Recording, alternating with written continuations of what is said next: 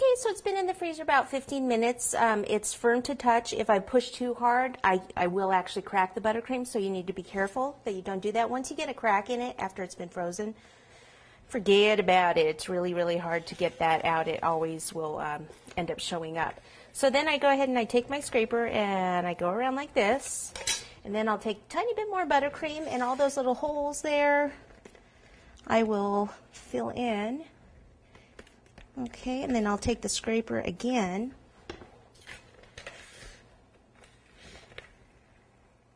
And see how that gets real smooth. You know, I'm kind of starting from, you know, this where the hat is actually going to be on there. I don't have to worry too much about that. So see that big spot right there? I'll just take some buttercream, fill that in.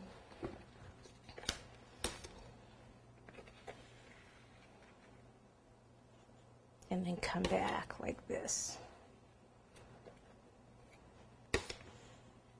Okay, and then the top.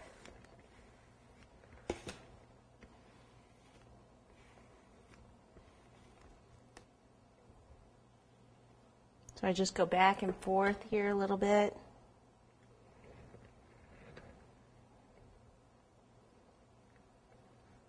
So you get all those little holes filled in.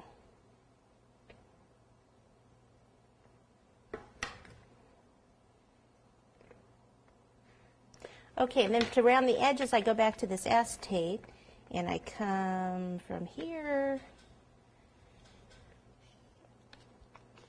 So I have it cupped in my hand like this, and I just try to turn the cake all in one. Notice I keep it on there the whole time.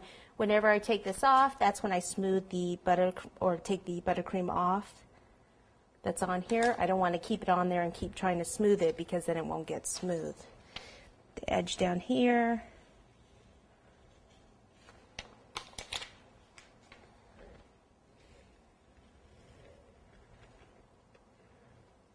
Okay, so now what I want to do is go ahead and use some double-sided tape to attach this cake board to this board here.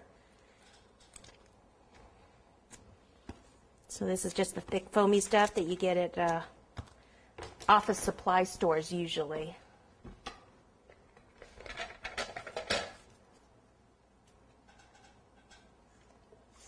So pop that so it goes right up there.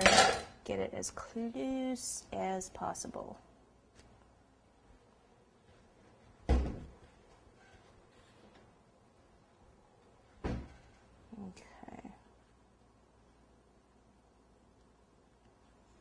Alrighty.